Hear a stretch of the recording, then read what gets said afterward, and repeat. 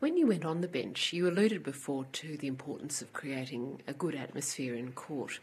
Now, it is always very interesting to interview people like yourself. There are those I've interviewed, for example, Tom Hughes QC, who felt he did not have the temperament to go to the bench. And obviously he stayed that way and continued to practice as a busy silk many years later. The temperament that he describes, you had that, I assume, in abundance? Well, Tom loves the thrill of the chase. Yeah, he liked a hard case, the thrill of the chase. And he was brilliant in his own way. He was Associate to Sir William Owen in the Supreme Court, and I followed him in that position. I was always quite a close friend of Tom's. But his attitude was one of the chase. The court case was the chase. For me, the court case was what one had to do in order to win the prize at the end. The thrill of the chase is one thing, but the thrill of winning is much greater. That's a very interesting distinction. There is a fairly well-known writer in management philosophy, Alistair Mann, who spoke about how lawyers typically have what he calls a binary approach, an adversarial approach, the win-lose mentality. And then he distinguishes that from what he calls the tertiary approach, which is more the ability to see what will benefit society as a whole and to think accordingly. Would you describe yourself as more a tertiary kind of lawyer than a binary lawyer? Not consciously, because I would never have seen the broader pattern as being relevant to what I was doing. I was concerned to get the best result I could for my client. I always took the view with litigation, I taught my pupils, that you get the best results in a climate of goodwill.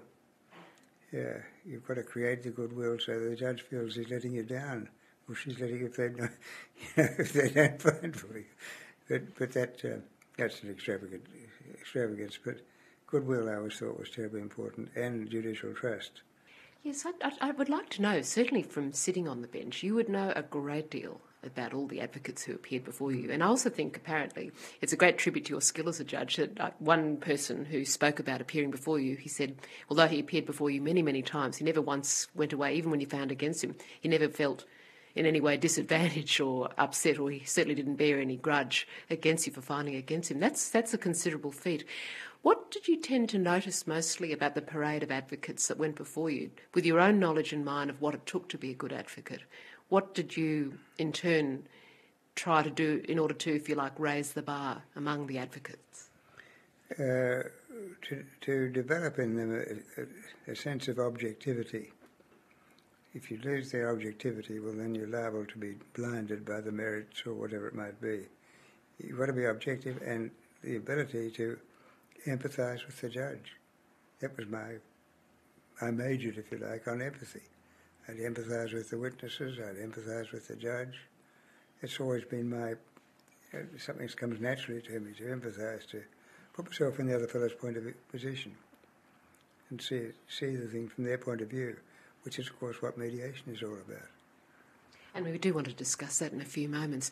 Did that empathy ever at any stage cross over at any point towards identifying with a person?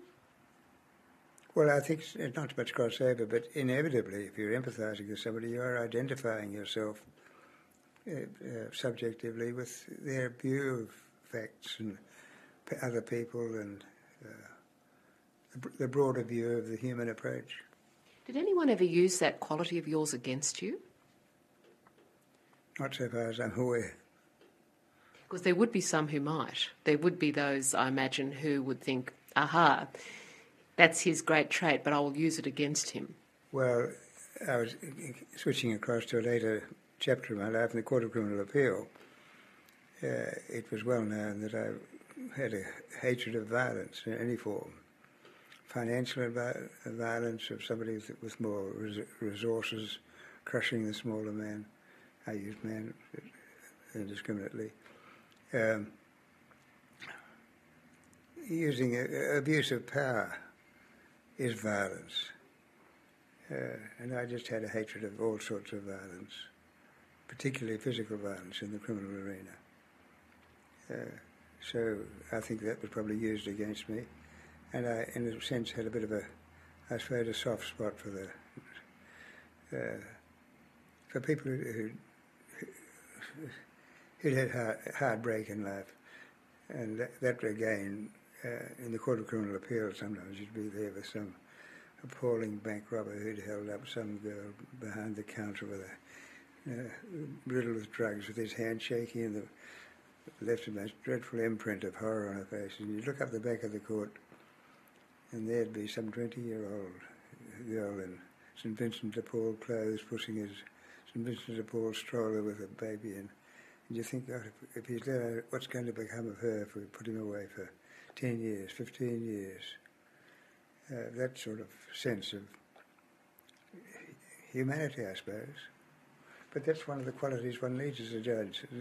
Judicial qualities are easy to state, not so easy to fulfil. It's humanity, humility, that you don't know it all to start with. Humanity, humility, a liberated intellect, to be able to think outside the square, say, not just pompously rehashing old black-letter law. You're prepared to make your law. It has to be made. So humanity, humility, and the one big overriding one, to be a nice person. You look to be a nice person. You can't have the bar table with people thinking, what an animal that man up there is. People in court have got to understand why you're doing things. And that's why you mentioned about people feeling that I'd understood where they were coming from. Well, part of understanding is I would always make clear to the bar what I was going to do and give them a chance to show me you're wrong. I was never... Some judges can't bear to be told, no, that's wrong, you can't do that. I'd always outline the way something appeared to me. That was my view about advocacy, to make clear what you're trying to achieve and hope you can get the judge to dialogue with you about it. That's what I learned from Barwick. Not expressly, but just from seeing the way he worked. You never got irritated with an advocate? Oh, sometimes people would choose to see, but then I used to think, well, he's being paid a fee for doing this. I can't let the client think that I'm irritated with him, because the client otherwise will leave disenchanted of the process. You're all the time on the bench, what you're doing is you're marketing the process, the judicial process. I interviewed a family court judge, now retired, last week, who wrote a rather interesting paper called Judicial Reasoning Laid Bare, where she spoke a bit about the value systems that always underpin a judge's reasoning. She said that she had her own value system, of course, but she was criticised by a fellow judge, she said sometime later, who said, well, no one ever knew what I thought as a judge. Well, that's a grave confession of limited thinking and inadequate confidence in themselves. You've got to be prepared as a judge. You've got to be prepared to do what you think is right and say why you're doing it. And I was never hesitant in saying why I was going to, even ruling on issues of evidence. I'd have a brief 2 or 3 sentences, perhaps, of argument from each side, and I'd quite often change what I was going to do if it was.